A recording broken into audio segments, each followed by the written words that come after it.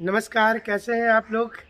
आज के कार्यक्रम में आपका स्वागत है और आज बात करेंगे कि जेपीएससी, जेएसएससी और जेटेट की तैयारी क्या घर में रहकर की जा सकती है। और हमारा चैनल अगर आपको अच्छा लगे तो सब्सक्राइब ज़रूर से कर लीजिएगा। जेपीएससी की परीक्षा हो रही है, किन-किन चीज़ों पर ध्यान दें? ये सबसे बड़ा और महत्वपूर्ण सवाल होता है। सबसे पहले कि जेपीएससी के एग्ज़ाम लिखते समय आपको एक ही चीज़ को बार-बार पढ़ना है, बहुत ज़्यादा सामग्री को नहीं पढ़ना है, जिससे कि आपको दिक्कत हो सकती है। झारखंड विषय पर ज़्यादा फोकस कीजिएगा और ऐसे संस्था को ज्वाइन कीजिए, जहाँ पर ऑफ़लाइन के साथ आपको उसी का ऑनलाइन भी विथ लिंक मिलता है। यानी कि ऑनलाइन क्लासेज सिर्फ़ ऑनलाइन नहीं, बल्कि उस क्लास को आप कभी भी देख सकते हैं। नोट्स आप अगर अपने से बनाएं तो बहुत अच्छी बात है, लेकिन कोई एक ऑथेंटिक किताब ज़रूर से पढ़ें। बहुत सारी किताबें हैं बाज़ार में। इसमें दिक्कत ये आती है स्टूडेंट को कि वह किस किताब का चयन करे, किसको छोड़े। आपको यह भी ध्यान रखना है कि झारखंड सरकार के वेबसाइट पर जो जानकारी दी हुई रहती है वह ऑथेंटिक होती है, यानी कि उस वेबसाइट के अनुसार आप सारी जानकारी को रखें।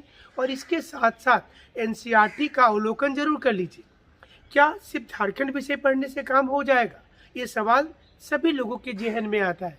झारखंड विषय तो पढ़ना ही है, लेकिन पढ़ने की स्ट्रेटजी क्या हो, पढ़ने की प्लानिंग क्या हो, इसके लिए आपको विचार करना है कि जब आप कोई भी पहला सब्जेक्ट को पढ़ाई कर रहे हैं, जैसे अगर आप पढ़ रहे हैं भारत का राष्ट्रीय स्वतंत्रता संग्राम, आप पढ़ रहे हैं सिपाही विद्रोह, आप पढ़ रहे हैं बंगाल का विभाजन या असहयोग आंदोलन, तो आप उस समय में झारखंड के साथ पढ़िए, यानी कि राष्ट्रीय भी पढ़िए और झारखंड में इसका क्या प्रभाव पड़ा था।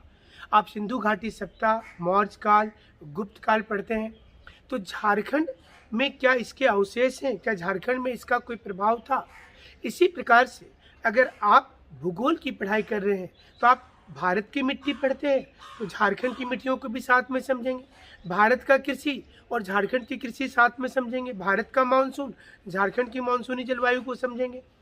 इससे क्या फ़ायदा होगा कि आपके दोनों पेपर समानांतर पैरेलल चलेंगे और आप डेफिनेटली एक बार क्वालिफाई इस बार जरूर से करिएगा। इसके साथ हमने कई बार आपको बताया कि प्ले लिस्ट में ज़रूर जाइए हमारा, उसमें वीडियो देखिए उन चयनित विद्यार्थियों का जिन्होंने अपनी स्ट्रेटजी बनाई थी। छठी जेपीएससी में जो 80 विद्यार्थी को चयन हुआ था, उनकी वीडियो मौजूद है। ये कोई फ़ोटो दिखाने वाली बात नहीं है। आप उसकी प्लानिंग को समझें कि आप पहले मेंस का तैयारी करें, लेकिन अभी समय जब नहीं है तो मेंस के जगह पर आप पीटी को भी फोकस कर सकते हैं, क्योंकि टाइम दोनों जगह पर आपको दिक्कत हो सकती है, क्योंकि मेंस में नोट्स बनाना है, लेखन शैली विकसित करना है, तो ये ज़्यादा इम्पोर्टेंट हो जाता है। इसलिए हमारा सलाह होगा कि अगर आप इस परीक्षा की तैयारी कर रहे हैं तो निश्चित रूप से आप अपने आप को एक फाइनल ऑफिसर के रूप में देखिए। आप ये कभी मत सोचिए कि मेरा सिलेक्शन नहीं होगा। आप you are going to qualify definitely. आपको सोचना है कि आपकी प्लानिंग अच्छी है, आपने मेहनत किया है और आप सही सामग्री से पढ़ रहे हैं, तो आपका चयन क्यों नहीं हो सकता है।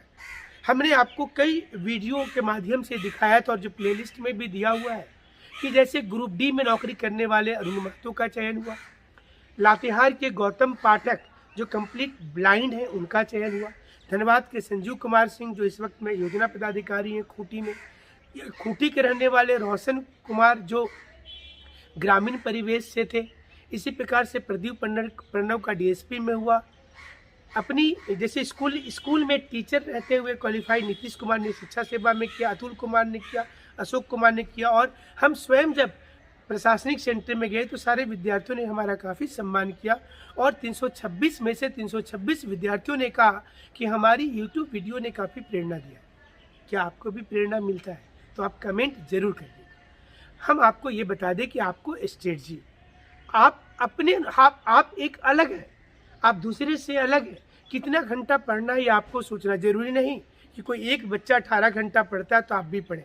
हो सकता है कि आप 4 घंटे में कवर अप कर लेते हो सकता है कि आप बात में पढ़ाई कर लेते हो, लेकिन याद रखिए कि जिसने भी सफलता अर्जित की है वो क्वालिफाई करने के लिए पढ़ाई जरूर किया है।